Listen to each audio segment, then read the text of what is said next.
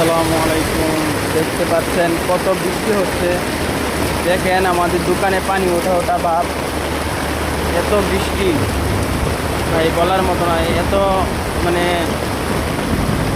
দেখতেই পাচ্ছেন বৃষ্টির পরিস্থিতি। দেখেন দোকানে পানি উঠে পড়তেছে, পুরা মার্কেট টার্কেট সব বাইসা যেতেছে।